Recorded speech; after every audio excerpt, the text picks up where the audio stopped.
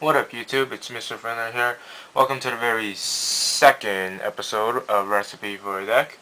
In this episode, I'll be showing you guys one of my personal favorite decks. It's called the Apprentice Macro Monarch deck. It utilizes the obvious Macro Monarch engine, which is the Survivors, but at the same time, it uses the Apprentice engine as tribute fodder. So, how much does this deck cost?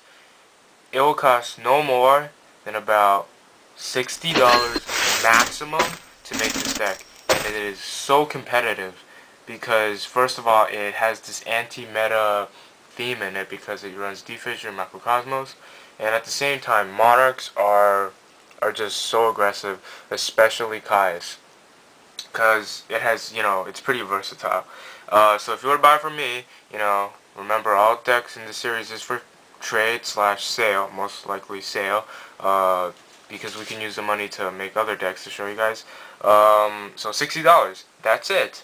And in many of my videos, I like to show you guys the star of the deck, or the key card of the deck. Now, in this, you know, episode, because I'm showing you guys a Monarch deck, and there's two engines, I thought I'd just tell you guys three of the main ingredients in this recipe.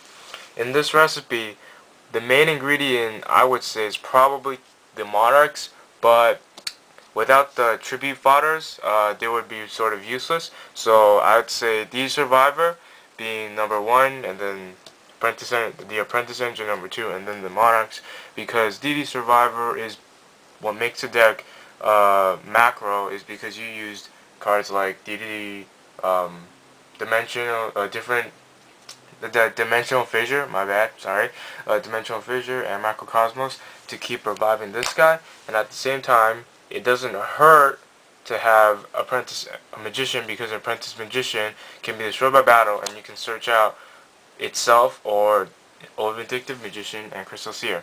And at the same time, while you're doing all that, blah blah blah, you're getting pluses off of it. You get the most important monarch of all time, Caius. Really good this format. Really good for burning or moving cards from play. So let's move on to the monsters. Okay, so move on to the monsters. Obviously, we have the 7 monarchs that I put in.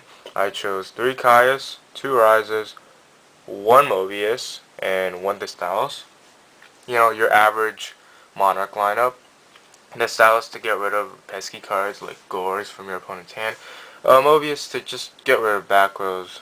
Raiza to spin cards to the top of the deck, and Caius to remove cards. Caius is really good this format because it can burn your opponent and also get rid of a card. Now we have the first engine, which is the DD engine, which is 2 DD scout planes. When this card is removed in any way, so for example, Lure of Darkness, or even, I don't know, Gold Sarcophagus, or whatever, it comes back during the end phase in face-up attack position. Really good for Monarch fodder. Now we have 3D Survivors, one of the key cards in this deck. It's pretty obvious because when it's face up, it's removed. I don't know, by bottomless maybe. It comes back during the end phase, and it's just an overall good card. Good for sacrificing for monarchs. Now we have the second engine, which is the Apprentice engine. It consists of 3 Apprentice Magician. If you guys don't know its effect, it's obvious that once destroyed while face down defense position, you can special summon a level 2 or lower spellcaster monster from your deck in face down defense position.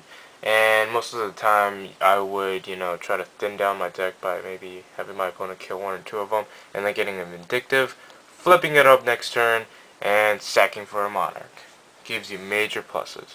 And obviously a vindictive to go along with the Apprentice Magician engine, and a Crystal Seer to let you have a bit more draw power.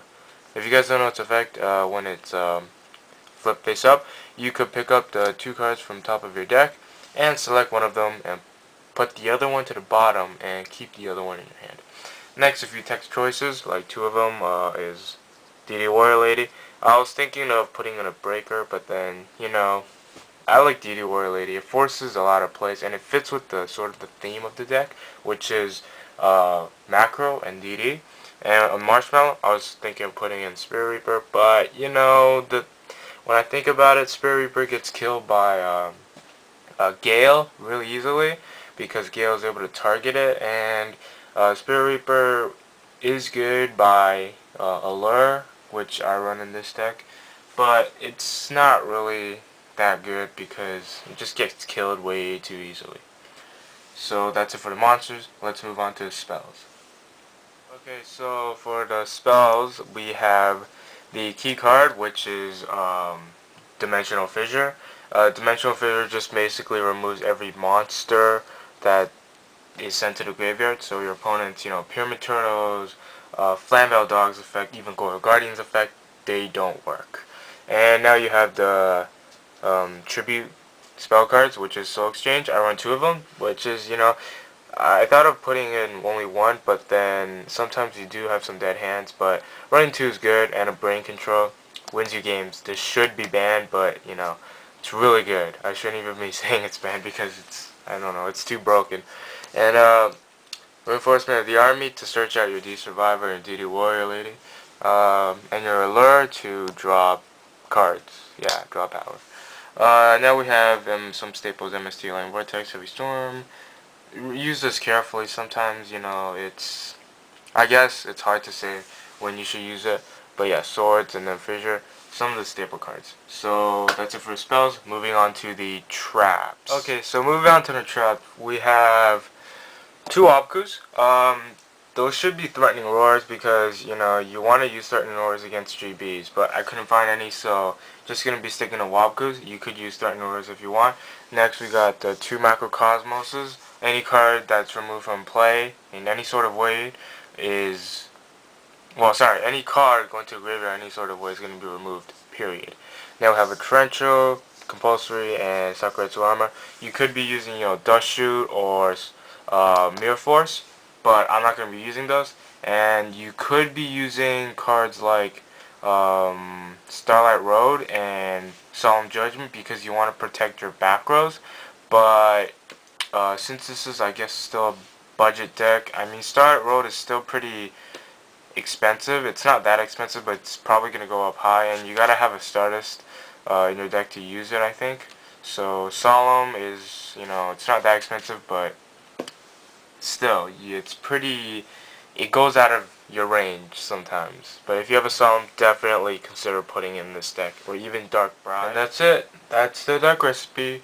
Leave a comment if you have any questions, or PM me. Give me some positive or negative feedback or anything you want. No hate comments, please. And as always, the deck recipe will be on the bottom. Go check it out. And thanks for watching. Thumbs up, comment, and subscribe. Peace out.